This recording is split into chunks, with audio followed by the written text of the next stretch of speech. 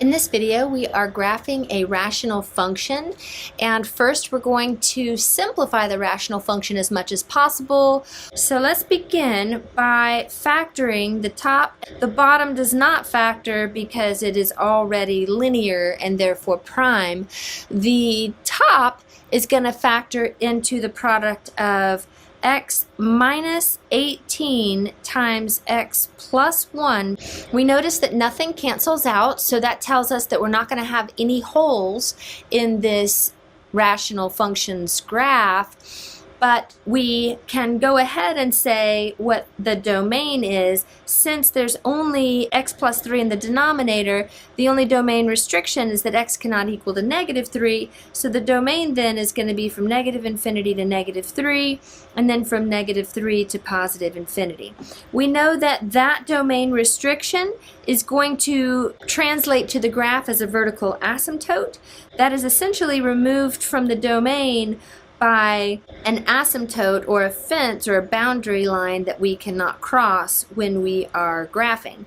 Now for the horizontal asymptotes, let's take a closer look here. We see that the degree of the top is 2, the degree of the bottom is 1. That makes this one an improper rational function if the degree of the top is greater than the degree of the bottom.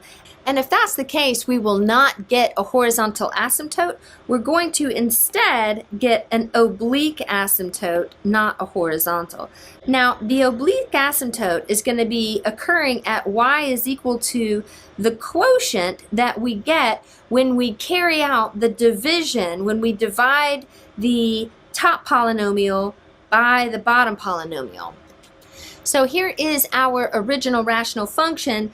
Because the degree of the denominator is 1, because we have a linear divisor, we can use synthetic division to determine this quotient. In this box is going to go the 0 of the divisor, or negative 3, right? This is our divisor here in the denominator. The coefficients of the dividend are going to go beside it, so that's going to be 1, negative 17, and negative 18. And then let's have our little line down here past the gap and carry out the synthetic division. So bring down the 1. We multiply negative 3 times 1 to get negative 3. We combine down to get negative 20. We multiply negative 3 times negative 20 and get positive 60. And then when we combine down, looks like that's going to give us 42. This last number is going to be our remainder. And these are going to be the coefficients of the quotient down in this bottom row here. So because I had a second degree polynomial in the top, or a quadratic in the top, and I divided out a first degree, this quotient is going to be y is equal to x minus 20. So y is equal to, the quotient is our oblique asymptote, and in this particular case, that quotient turned out to be x minus 20, so that is the equation of our oblique asymptote. Now, in order to determine the x-intercepts, of course, we're always going to plug in y is equal to 0 and then solve for x. In order to solve for the y-intercepts, we're going to plug in x is equal to 0 and solve for y. So let's do that. Our original function was y is equal to x squared minus 17x minus 18 over x plus 3. We could also use the factored version of that, x minus 18 times x plus 1 over x plus 3. As a matter of fact, I actually prefer to use the factored version to calculate the x-intercepts. Because if we plug in y is equal to 0 and solve for x, what we get is a rational equation in one variable that we would then multiply both sides by the LCD to clear the fractions. And when I do that, I get 0 still on the left-hand side, and what I get on the right-hand side is going to be just the numerator. So we're multiplying both sides by the LCD. LCD on the left is 0, LCD on the right, the x plus 3's cancel, and I end up with x minus 18 times x plus 1. Essentially, we are setting the numerator equal to 0. So I can actually kind of skip a step here by realizing that a fraction is going to have an output equal to 0 only when the numerator is equal to 0. So I can say, well, who makes the numerator 0? The numerator will be 0 when x is 18 and when x is -1. And so these are going to be the two values that are our x-intercepts. Now, in order to find the y-intercepts, we're going to be plugging in x is equal to 0. And to determine the y-intercepts, I find it easier to use the original version of our rational function as opposed to the factored version.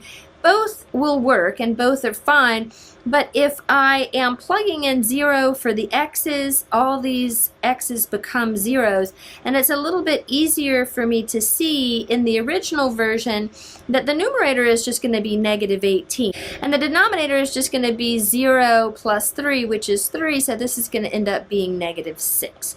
And therefore, my y-intercept is going to be at the ordered pair where the x-coordinate is 0 and the y-coordinate is -6. And notice that because we didn't have any canceling factors in the simplify step, we don't get any holes. So now let's come over here and graph the rational function. And we're having to zoom way out because of that oblique asymptote having such a low y-intercept. So our vertical asymptote, though, as you will recall, was x is equal to -3, and the oblique asymptote was y is equal to x minus 20. The oblique asymptote, when we graph it, is going to have a y-intercept of -20 and a slope of +1, so that means that we're going to cross over here at +20, going up one, right one, up one, right one the whole way. So this, let's label it, is our oblique asymptote, x minus 20. And then we also need to graph our vertical asymptote, x is equal to -3. Well, each one of these tick marks is 5 units, right? 5, 10, 15, -20. So -3 is going to be somewhere sneaking inside here. We'll just do our best. And then label this vertical line with the equation x is equal to -3. Let's recall we had two x-intercepts, one at 18, 0, one at -1, 0, and one y-intercept at 0, -6. So let's plot those on our graph. The ordered pair, 18, 0, is going to be somewhere around here, again just doing our best, and -1, 0 is somewhere in here. And we'll just label these ordered pairs. And then we also had a y-intercept of 0, -6. We can jump over to the calculator right now to see how these dots are going to connect, but it looks like the only real possibility for approaching the asymptote, passing through these intercepts, and approaching the asymptote up here in the first quadrant mostly is going to be like this. And then we also know that we have graph down here or in this region, and the question is it going to be up here or is it going to be down here? Well, the answer is that it really has to be kind of down here because of the fact that I don't have any more intercepts. If my graph was coming in this way, I would be crossing the x-axis again, but I don't cross the x-axis again. Algebraically, we didn't find any more intercepts, so it has to be down here where it wouldn't cross the x-axis again. And now we can go over to our calculator to verify or double check our graph. Now let's go over to our graph, and we don't really see much of the graph, but that's because, check it out, we're all the way down past -20 before we see this other portion, so we're going to have to adjust our window in order to see the whole thing. And now we're getting an image that is a little closer to what it was that we graphed. So we do want to be able to graph this by hand to get a good concept drawing, because sometimes when you jump over to your calculator, depending on the window setting, you may or may not get something that looks like what it's supposed to look like, and you may have to adjust your window to check your answer.